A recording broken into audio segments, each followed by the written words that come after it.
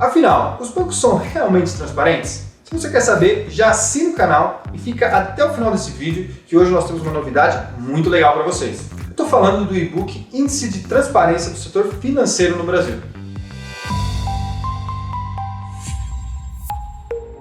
Bem-vindos ao canal do Outbank. E hoje estou com uma pessoa ilustre aqui, nosso querido Arthur, que ele é o responsável pela área de desenvolvimento de negócios do Outbank. O Arthur é o responsável pela novidade que nós vamos trazer hoje, que é o e-book do Índice de Transparência no Setor Financeiro no Brasil. Arthur, então conta pra gente, o que é o Índice de Transparência e para que ele serve? O Índice de Transparência nada mais é do que um formato, um mecanismo que a gente criou para conseguir medir quão transparente as instituições financeiras hoje no Brasil são com seus clientes, na oferta e também no tratamento de produtos de crédito. Então, basicamente, a gente avaliou 17 instituições nesse primeiro lançamento e o grande objetivo é exatamente esse, a serventia dele, é que os clientes saibam o quão transparentes seus bancos são com eles. Afinal, o que o Outbank quer com o Índice de Transparência?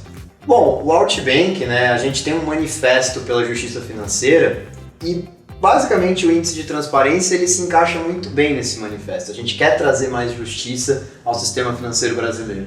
E a transparência das instituições é um desses grandes pilares. Então o que a gente de fato quer é tornar o mercado todo mais transparente, seja dando essas informações para vocês clientes e também para as demais instituições financeiras, porque hoje é muito difícil você medir o que é transparente, o que é transparência no fundo. Então, um banco pode ser transparente, o outro também, mas qual que é mais transparente que o outro, ou até menos transparente? O que a gente está tentando trazer aqui é uma forma de todo mundo, e uma forma bem transparente, de todo mundo conseguir medir o quão boa a sua instituição financeira é nesse critério ou não. Qual a importância de disponibilizar esse estudo para o público em geral? Bom, a importância disso, acima de tudo, é prover informação, Mas além disso, é também reconhecer as instituições que estão fazendo um bom trabalho, de forma que os seus clientes, obviamente, sintam-se orgulhosos por pertencer, por ter escolhido aquela instituição.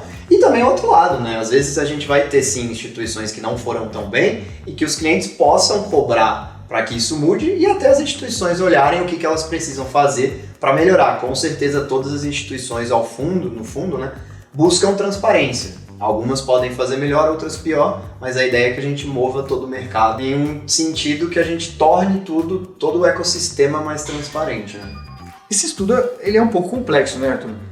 De onde que vocês conseguiram extrair ou até levantar as informações necessárias para desenvolver ele? Então, todo dado que a gente pegou é dado público. Então, todos os clientes, todas as instituições ou qualquer interessado que tenha, que exista em relação a entender como esse estudo foi feito, pode encontrar as mesmas informações que a gente está colocando aqui. Basicamente, o índice, a gente dividiu ele em dois grandes critérios. Tem o critério que é o de pré-vendas, e tem ou seja, que é basicamente como as instituições tratam o cliente, dão informação ao cliente antes da contratação daquele produto de crédito, seja um cartão de crédito, um empréstimo, e tem o pós-venda, que é como que a instituição trata o cliente depois de vender.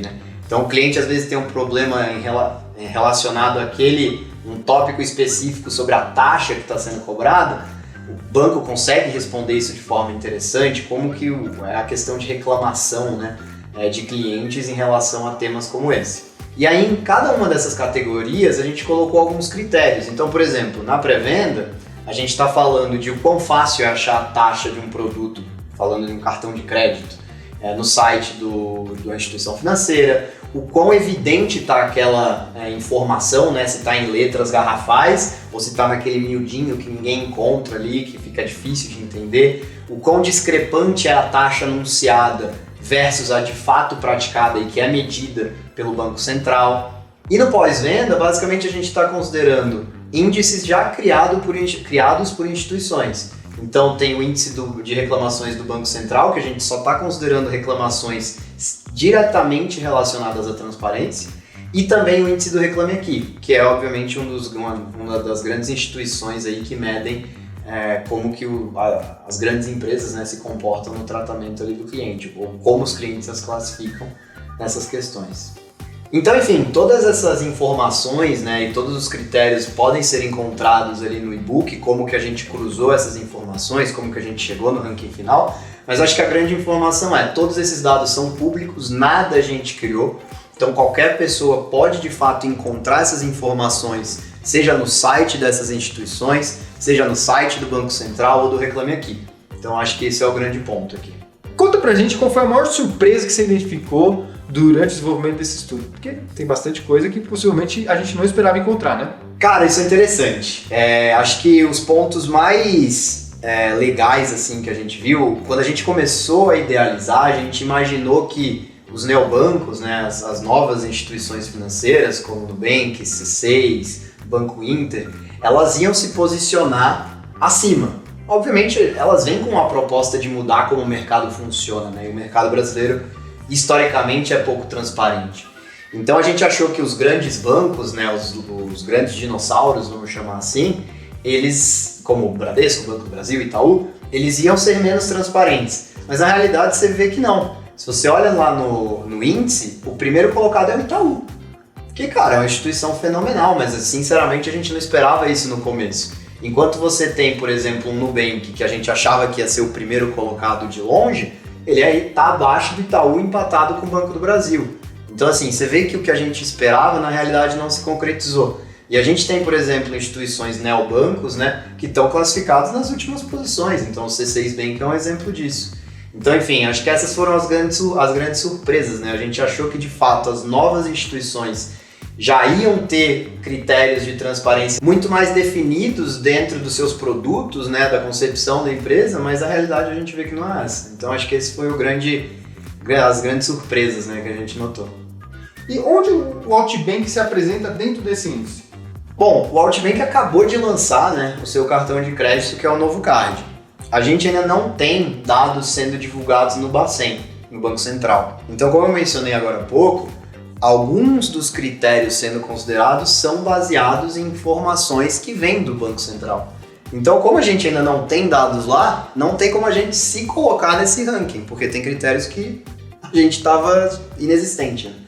Então, o plano é de fato que a gente entre em próximos lançamentos. A ideia é que a cada trimestre a gente vá atualizando isso e lançando para o mercado, para que sempre fique algo atualizado. Mas o plano é que em 2023 o Outbank entre e, obviamente, a ideia é que a gente entre no topo. E como que o Outbank espera que o mercado reaja com esse índice? Assim, eu acho que a reação ela vai ser dividida em dois tipos de pessoas, né? Vão ter os clientes, então vocês aí que estão assistindo a gente, o nosso objetivo a expectativa é que vocês engajem com o índice, né? Que vejam de fato se a instituição de vocês é transparente ou não. Se for, que parabenizem sua instituição por isso. Se não for, que a cobrem, porque a gente precisa dessa educação financeira, né? Dessas informações de taxas no mercado que hoje é tão endividado, para conseguir começar a mudar esse jogo, que o Brasil não sofra tanto quanto ele sofre com o endividamento. E aí tem o outro lado, que são as instituições financeiras. O grande objetivo aqui, né, e como a gente espera que elas reajam, é que elas tomem isso como um incentivo, né? Porque eu acho que, no fundo, toda instituição financeira quer beneficiar o seu cliente. Então, por mais que existam instituições que estão aqui ranqueadas de forma pior, não significa que elas não querem ser transparentes. Às vezes elas só não colocaram a atenção devida naquilo ali. Então, o grande objetivo é que essas instituições entendam o que elas precisam fazer e comecem a colocar um foco maior para que, óbvio, elas subam no ranking, elas se tornem mais transparentes, mas que o mercado como um todo, como consequência disso, né, fique mais transparente para o cliente final, ser o grande beneficiado com isso. Você quer saber se o seu banco realmente é transparente? Quer saber onde ele está nesse ranking? Então nós vamos deixar aqui na descrição o link para você ter acesso a esse book. Se você gostou desse vídeo, já dá o like, já compartilha com os amigos e é importante que você se inscreva nas nossas redes sociais para receber cada vez mais informação. Fechou, galera? Um grande abraço e até a próxima!